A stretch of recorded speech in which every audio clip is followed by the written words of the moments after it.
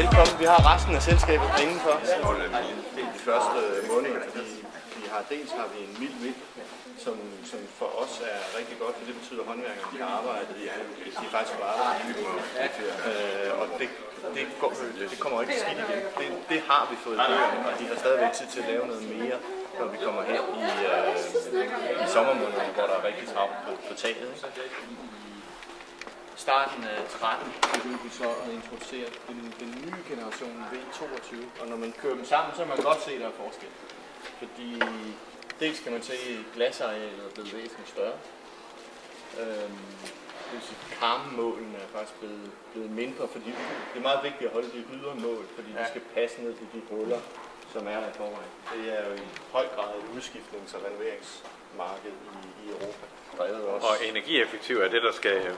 Ja, det er et lys, der skal ind, men ingen varme, eller er det lys? Eller hvad er energi? Du er helt fremme, Morten. Hvad betyder det? Fordi i byggelovgivningen i mange lande, heldigvis ikke i Danmark, i byggelovgivningen i mange lande, der handler det om, hvor meget varme taber du ud igennem glasset. Ja. Og det er også godt nok, men det er efterhånden ved at være så optimeret, så de forbedringer, vi kan opnå med de investeringer, der skal til. Det her nye vindue har kostet 1,2 milliarder at udvikle. Så vi skal sælge det styr på. Ja, okay. Men jeg kan jo huske tidligere, når jeg besøgte jer og været i Kina, at I har tumlet lidt med, at de kopierer jeres vinduer i Kina. Ja. Det gør de stadigvæk, men det er slet ikke et tema, som det var for 10-15 år siden. Hvad med de nye teknologier, I har puttet i jeres vinduer? Er det noget, I har præsenteret?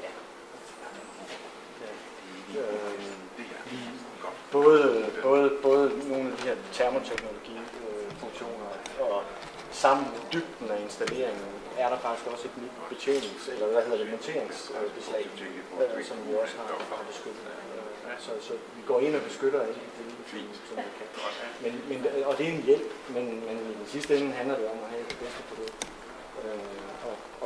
Og have nogle kunder, som foretrækker det. Ja, selvfølgelig. Det er ikke gjort med bare at beskytte service, fordi det er kun en midlertidig hjælp. Så behøver jeg jo ikke spørge dig om du er dybt fortaler for det europæiske patent nu. Nej, er det ikke sund fornuft, at det skal vi have?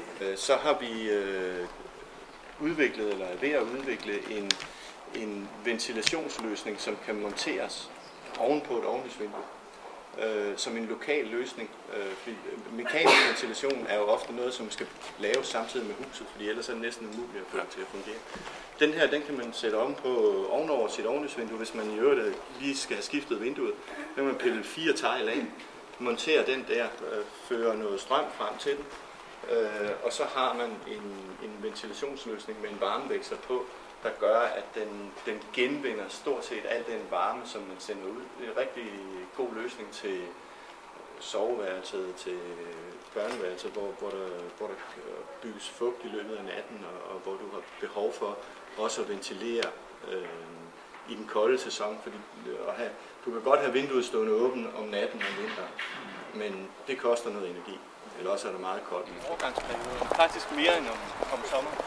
Og når du har det, jamen det er lige så ubehageligt som at have det koldt. Og det er måske endda mere usundt. Det er jo netop der, ikke? Altså med hensyn til de teknikker, vi har i dag, og ventilationen i forhold til svamp og alt muligt andet. Jo. Og det er jo noget af det, som vi har investeret en del i at prøve at påvirke, at vi får lavet nogle andre principper, hvor du ikke bare ser på varmetabet, men rent faktisk ser på balancen. Det arbejder vi jo blandt andet også på i den europæiske mærkningsordning, at det bliver baseret på energibalance og ikke bare på varmetab.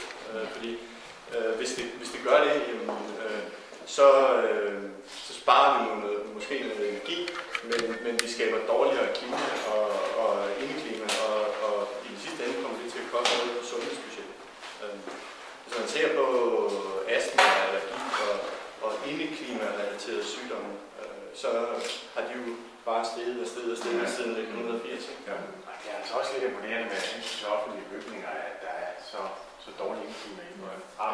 Der er noget at komme efter. Ingen som det. Skoler er godt i sig. Men så er de så utæt, så der er noget ventilation automatisk.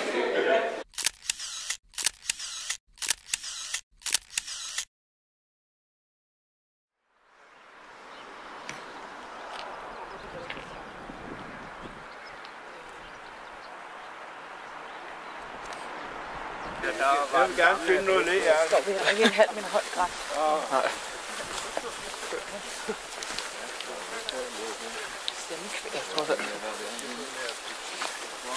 Altså faktisk bare lige bag det der hus. Ja. Ej, jeg så her. Jeg er bedre her.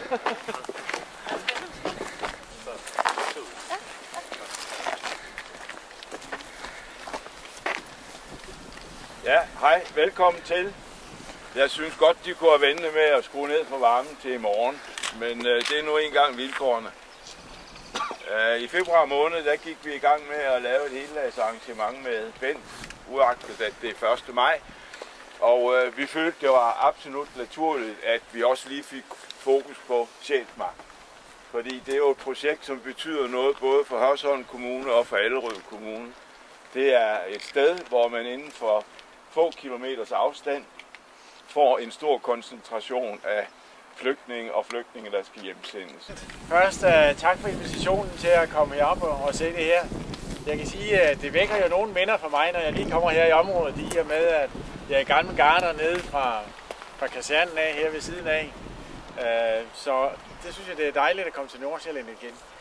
Jeg synes, det er dybt frustrerende at høre, at man behandler lokalpolitikere på den måde fra regeringens side. Nu er det her jo ikke EU-lovgivning, og det jeg lige vil bruge et par minutter på, det er at tage en af de sager op, som vi arbejder med i parlamentet også. Det er ikke helt det samme, men det er faktisk den kriminalitet, som begås i Danmark i øjeblikket. Det er faktisk sådan, at der begås et indbrud hver 12. minut i Danmark. Hver andet døgn har vi et hjemmerøveri. Og jeg har jo fået lidt skæld ud, fordi vi har lavet lidt direct mail til en række her på Sjælland og andre steder i Danmark omkring indbrudskriminalitet. Om at sige, at det er ofte østeuropæere, der begår det. For det belaster jo også vores systemer hele vejen igennem med hensyn til at have folk siddende i fængslerne. Jeg vil sige, at Task Force Sjælland, politiets Task Force Sjælland kommer lidt i forkøbet den anden dag, ved at Arbo gik ud og sagde, at vi anslår op til 50% af indbrudstyverierne blev begået af østeuropæiske omrejsende kriminelle. Det synes jeg, oven i alt det andet, vi har slås med, er lige rigeligt. Går vi ind og ser på statistikkerne, så kan vi faktisk se, at hvis vi tager antal indbrud per 100.000 indbyggere i Europa, så kommer Danmark ind på en klar andenplads. Der er altså kun Grækenland, der er værre med hensyn til indbrudstyverier. Ellers er vi her i Danmark. Så det kræver både nogle danske løsninger, og det kræver også nogle europæiske løsninger. Jeg vil sige det på den måde, at vi har jo meget debatten i øjeblikket, hvor det lykkedes, ikke mindst Dansk Folkeparti, at sige, at grænsebommen, det løser alle problemerne. Jeg kan sige, at jeg har haft 25 år i dansk politi. Det løser ikke en brik, vil jeg gerne sige til jer. Det, der løser det, er, at vi får et bedre politisamarbejde i Europa. At vi får mere samarbejde landene imellem. Og der står vi faktisk også lige i øjeblikket i et vadested. Det er sådan, at det retslige samarbejde, det bliver overstatsligt. Det betyder på almindelig dansk, at Danmark risikerer at blive hældt ud af det her, fordi vi har et forbehold. Det vil sige, at vi skal i gang med at søge en parallelaftale, hvis vi vil være med i Europol og alt, hvad der følger deraf. Det er jo egentlig tankevækkende. Chefen for Europol, han hedder Troels Ørsing Jørgensen. Det er faktisk en af mine gamle kollegaer fra Københavns Politi, der sidder og chef for cybercrime i Europol i dag. Kan Danmark blive ved med at have den indflydelse, hvis vi ikke er med? Det kan jeg måske godt tvivle en lille smule på.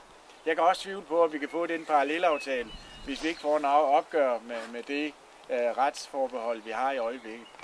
Jeg mener, at den mulighed, vi har med at få retsforbeholdet til afstemning, hvor vi kan bevare den her opt-in og opt-out, så vi kan bevare vores egen udlændingepolitik.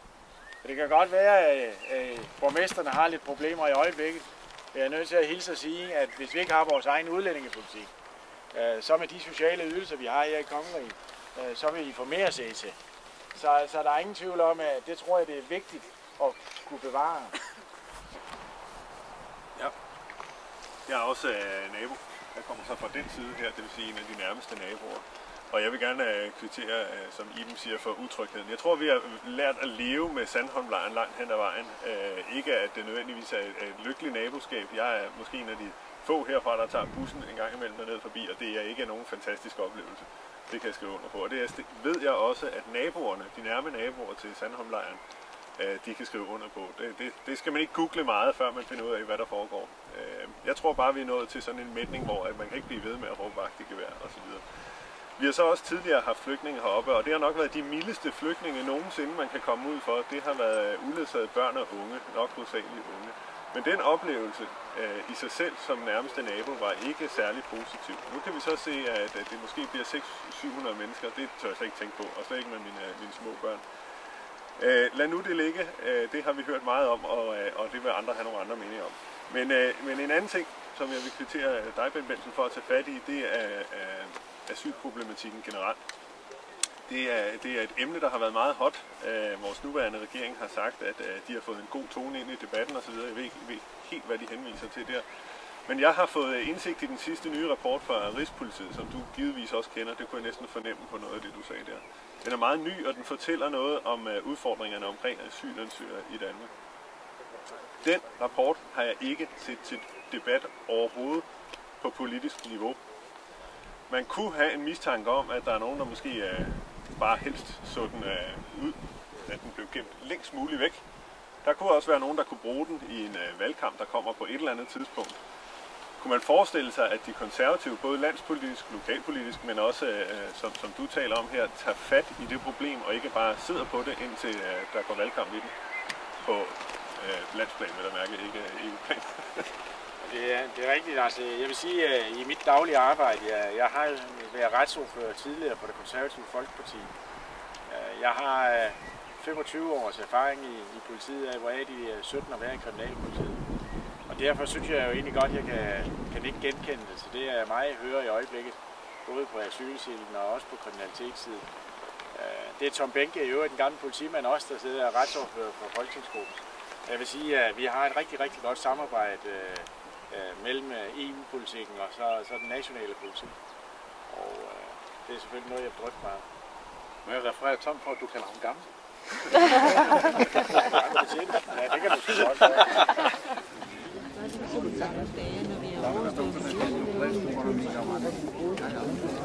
Hvis du snakker med dem, så falder de til ro. Og Jensen, der er en ske, hvis du har svært ved at komme ned i bunden, og så kan du komme lidt mere oveni, så flyder det ovenpå. Ja,